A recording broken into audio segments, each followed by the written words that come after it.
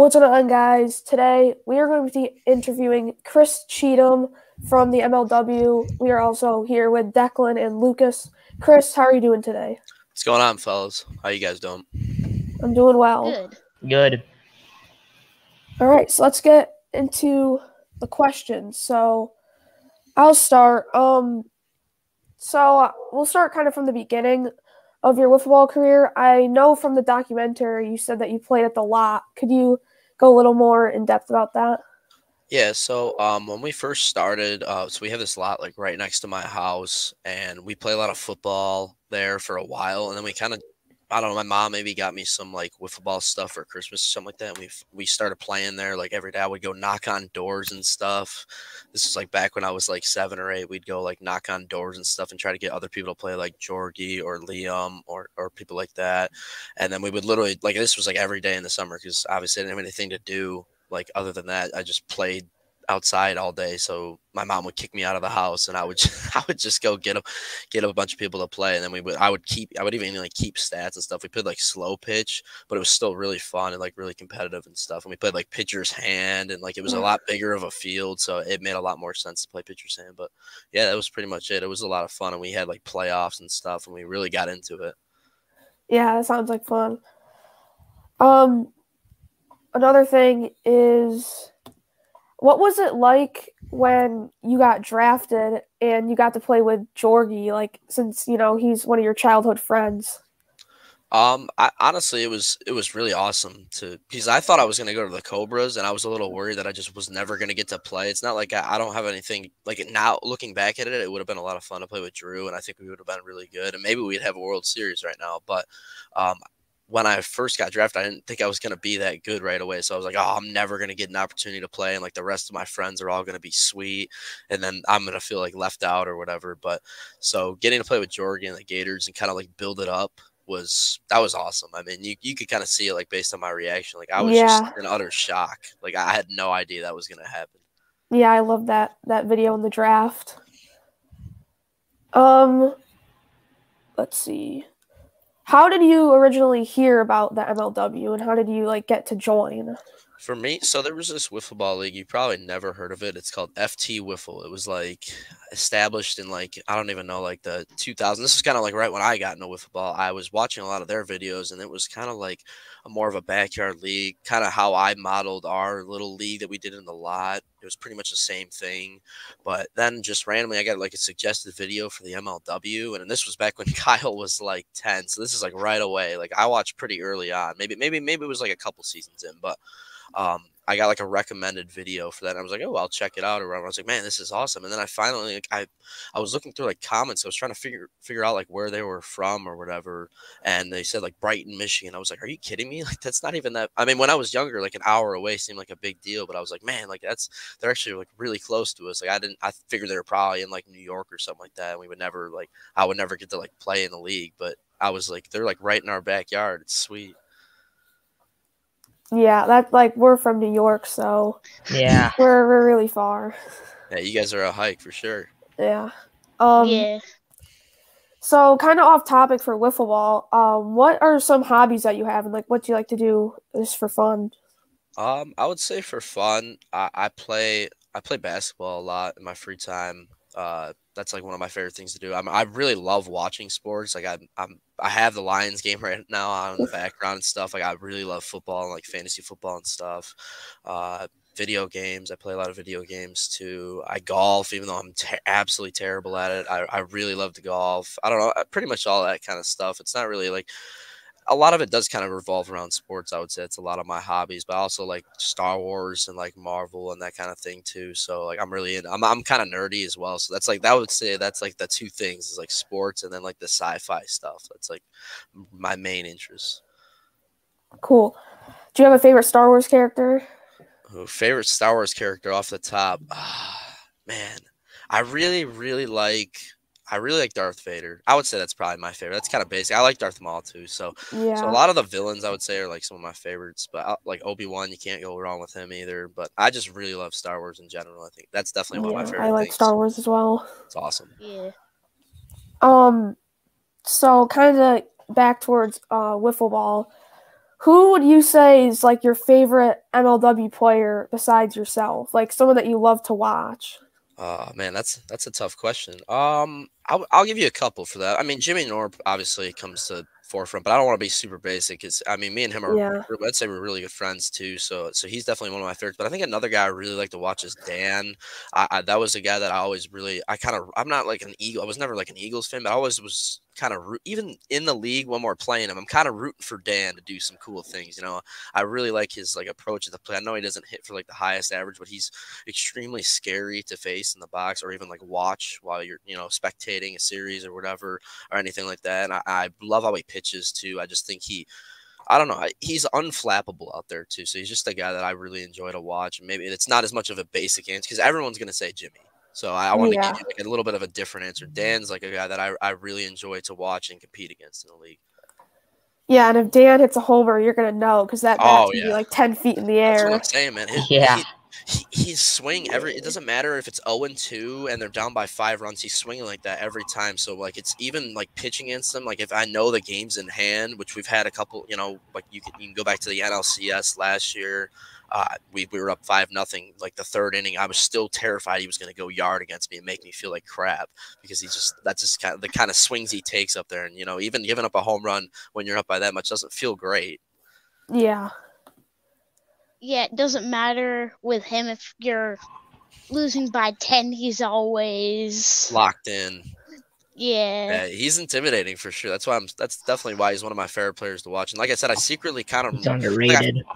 right, he definitely is underrated, I think, just because like maybe the numbers, he didn't have a very good first series, and plus like his hitting stats, maybe the average isn't super high, but you always know he's going to make an impact on a series. He's super clutch. And then like I said, like I'm always, even playing against him, I kind of feel bad beating him. Not like that I want him to beat us, but he's always like, you can tell he puts it all on the line. So it's like, there's always, I kind of have that respect for him, I would say. Yeah, like whenever Dan is playing, they have a chance to win because he's just that kind of player. Absolutely. So, who did anyone like inspire you to like start playing wiffle ball, or did you kind of just start? I would say, yeah, like kind of goes back to the FT Wiffle League. Like I was I don't know, it was like maybe my mom I don't remember if she got me it for Christmas or something like that, but all I know is I had some wiffle ball stuff, and it just kind of naturally happened. I think watching the FT Wiffle or whatever. I honestly think I was into it even before that, but then maybe that's kind of how I modeled like our little league or whatever, and how I got into it and stuff. And then the MLW is how me, Jorgie, I forgot to say this part, me, Jorgie, and Liam played like a one-on-one backyard league in Liam's backyard, and it was a terrible field to play at, but we play fast pitch, and we based that off the MLW. So I would say that's kind of where it was basically, I would say the MLW in general, and Kyle and Tommy inspired me to like play that kind of wiffle ball. Yeah. So what is something that like might not be shown in the MLW videos? Like, 'cause I know they only show like the last pitch of an at bat. So what is something that's not normally shown?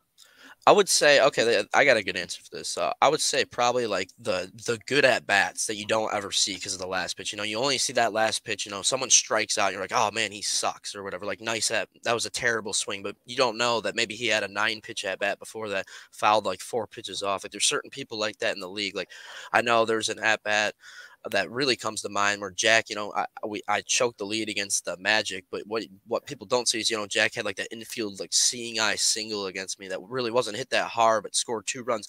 But right before that, there was like a 9, he fouled off, it was like 0-2, and he fouled off like 4 straight pitches and then got me to throw a couple balls, and then finally was able to put one in play. So I think that would be like the number one thing that people like don't see with just seeing that last pitch, is like the just crazy at bats that happen that maybe someone strikes out or takes a walk and you don't see that. But I think like those 10-pitch at bats really get to a pitcher.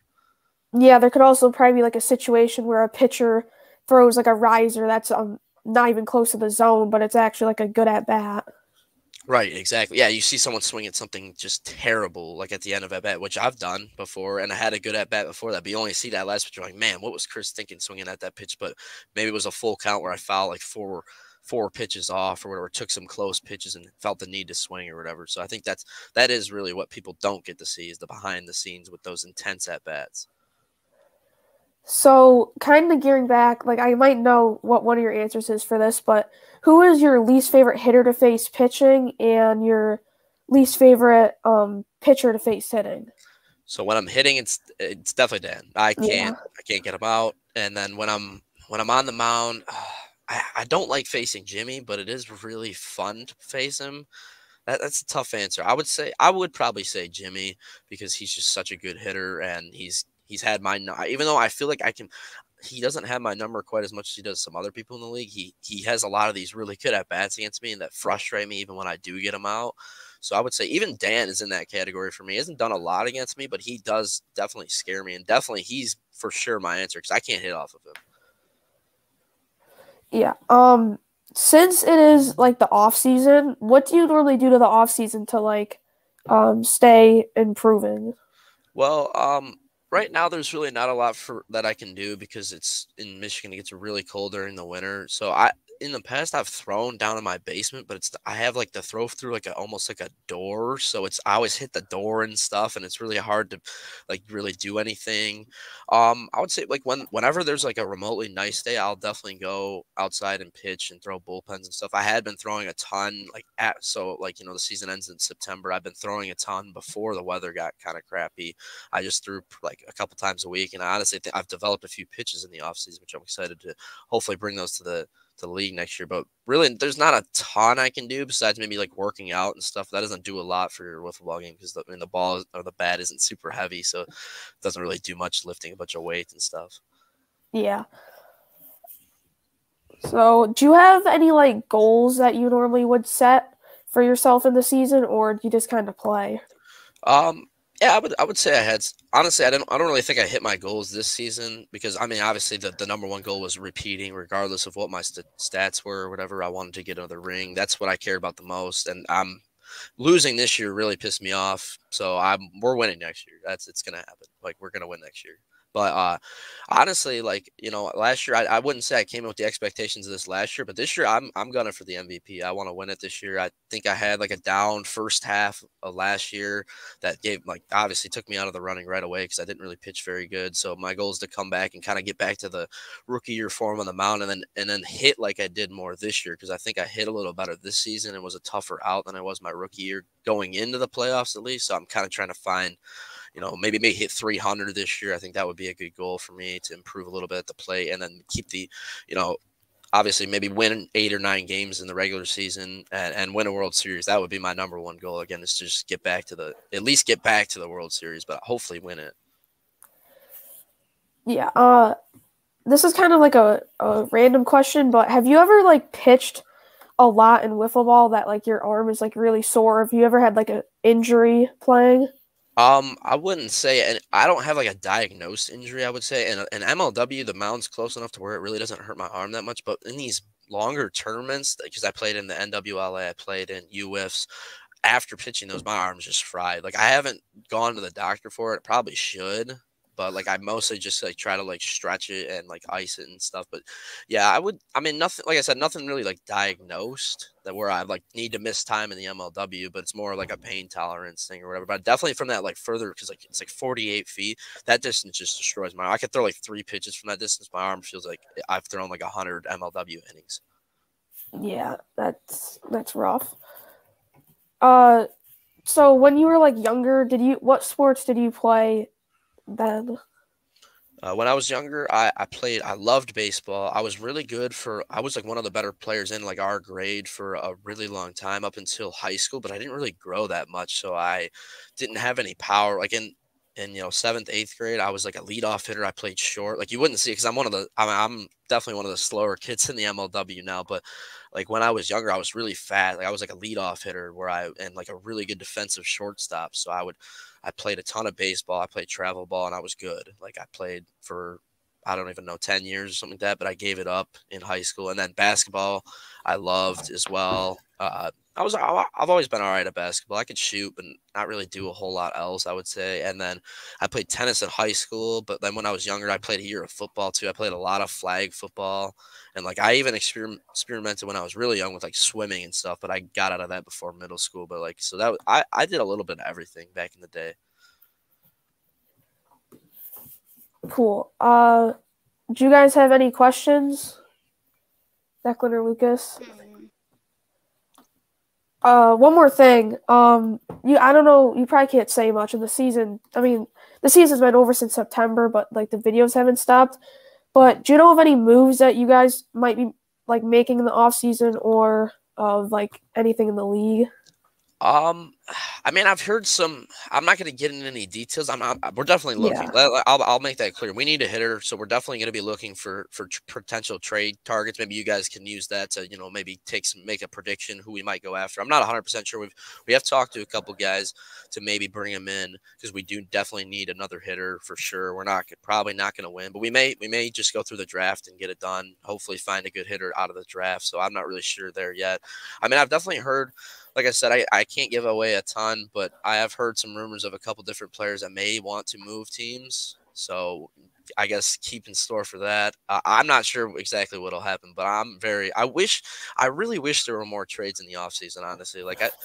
I don't want to go out and request a trade formally, but like it would be cool to even if I was one of the pieces in a trade, just a crazy trade in the offseason to see what would happen. There really hasn't ever been anything like that in the league. So I think it would be cool if there was like given some incentives for teams to make trades, maybe I don't know. There's a lot of good players in the league, and I think that would really shake things up. So maybe something like that will happen this year, but I mean it hasn't yet. So I guess we'll see.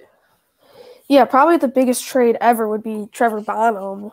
Right. Yeah, and that was more of like an in-season trade too, which was still really cool. And we were trying to get him too, very hard. We offered a better offer for him, but Tommy wanted to take it. He wanted to let him go to the Magic, I guess.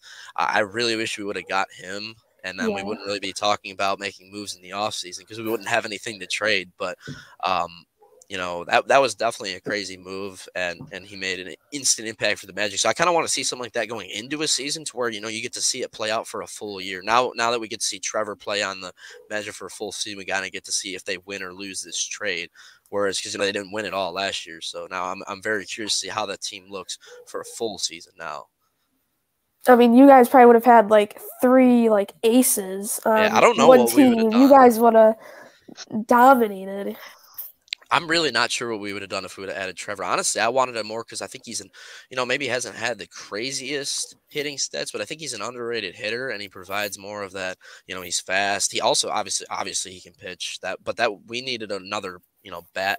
And I think adding him to me and Jorgie would have built our teammate. It's more hitting is very environmental. The Mallards, they couldn't hit for a while, so Trevor struggled to, when you're on the mound and you have to rely on yourself to hit a solo shot to have a chance to win. It's not easy to hit like that. So, and I've been there before. When our offense can't do anything, it's kind of frustrating when you're on the mound and like maybe you don't think anybody on your team can get it done. You have to do it yourself. It's happened to me before. So, and I've been a part of Jorgie starts where I feel like we can't get anything done for him. So I really think hitting is like an environmental thing where if everyone's locked in, then everyone hits better. Yeah, like it's kind of rare where like even in like baseball where everyone's hitting, then there's just one guy that's kind of just can't struggling. Get it done, right? Yeah. Right. All right. Well, that's all the questions I had written down. So if you guys want to just talk, or we can end it soon, but if Lucas or Declan have anything to add, you guys can. You got any questions for me, fellas? I had one question that I just thought of because things in our league get pretty toxic. How toxic does the MLW get between like players and teams? I would say not really that toxic. I would say it's super competitive, so people will get locked in. They won't talk to each other and stuff. The only really toxic series are when we play, and we've only had one series against them. It's when we played against the Magic, obviously, because there's more behind that. It's a bunch of Trenton guys playing against each other. That's more reminds me of us just playing back at home in Trenton is kind of how it used to be, where it was toxic back then. But in the MLW, I would say mostly it's not for the most part, but definitely in that series, at least, it got a little bit like, obviously I was talking crap crap. Jason was talking a bunch that you didn't hear on the mic, or you heard it in our pregame interviews and stuff. That was all. I mean, it was fun for sure, but there was definitely some meaning behind it. That series meant. I'm still mad that I choked in that series, because that series meant a lot more to me than just. That's another thing maybe you don't see, and that series really meant a lot more than like a 1-2 series loss that we had lost 4 series in the regular season this year. That one meant a lot more than all 3 of the other ones combined, I would say. Yeah, like our league, like it's not. I mean, occasionally it'll get toxic, but it's mainly just like are really competitive. Like we all really want to win.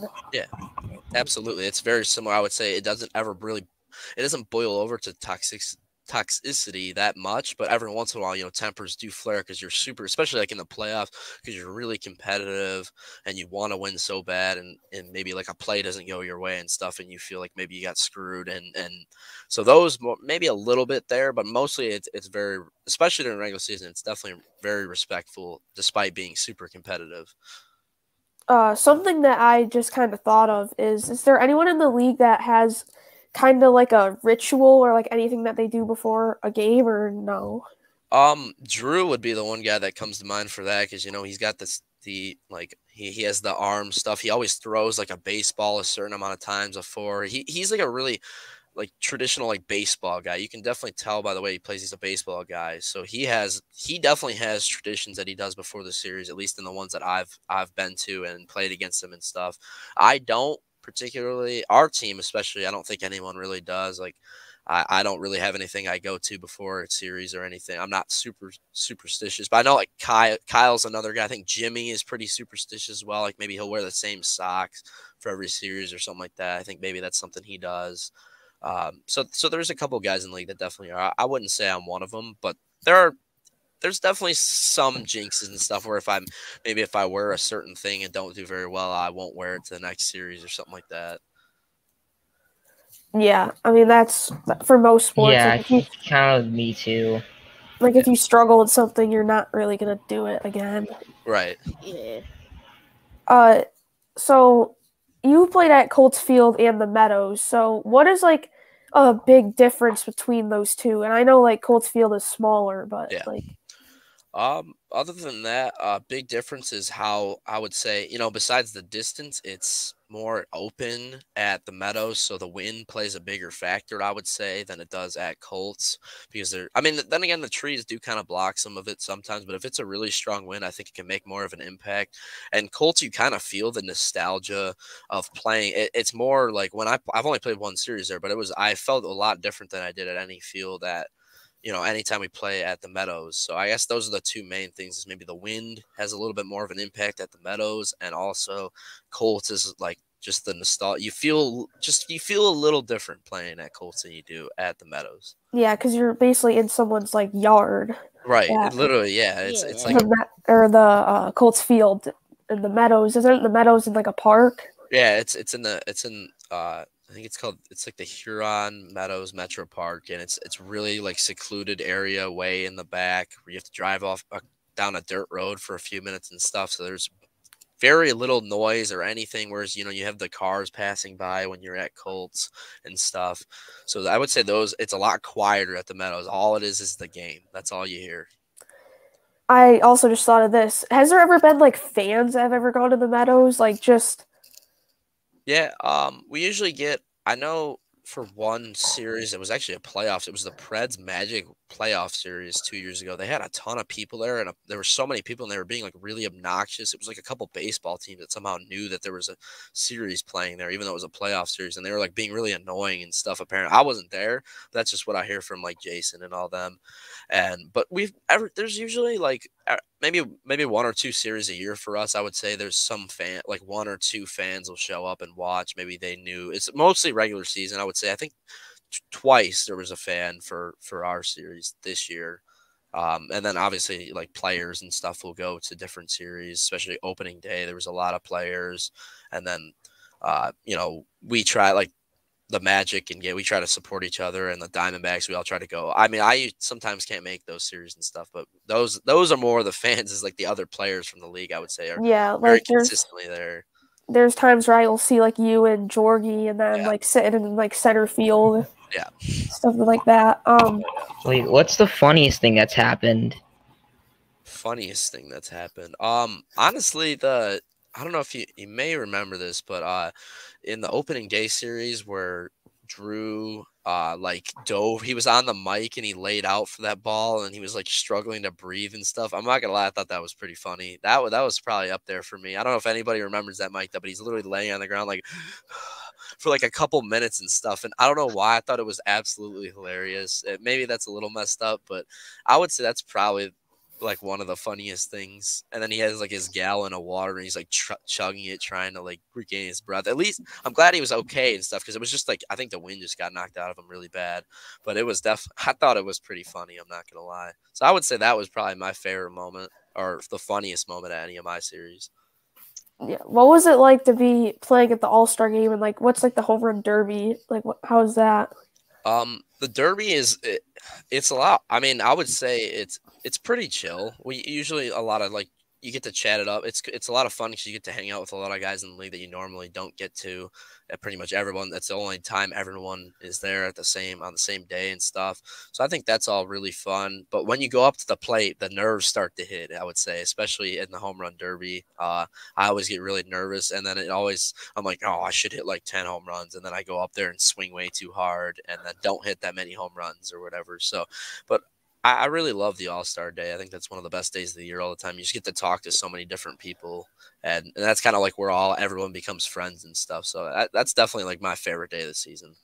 Like sometimes we'll just mess around and have like a home run derby just for fun, and sometimes it can be really difficult to hit a homer. Like right, you'll be swinging really hard, and it'll just be like a ground ball or like a line drive. So frustrating. Yeah, I remember there was one time where we did one swing playoff. And I hit the ball like a few inches in front of home plate. There was one guy that hit it over like the fence that's supposed to stop fly balls from going behind the plate. And then there was one kid who hit it like 3 feet in front of home plate. That kid won. Jeez. Yeah. The pressure definitely can get to you for sure. Yeah, that day was like super windy and it was just a mess. But all right, so I think that's basically all we have. If Declan or Lucas want to add anything, you can. But thank you for joining us, Chris. It was a lot of fun. Yeah, no problem, fellas. It was a good time. Pleasure. Yeah. Thank you for having me on. Yep. All right, fellas. All right. See ya. Take care. See ya. Bye.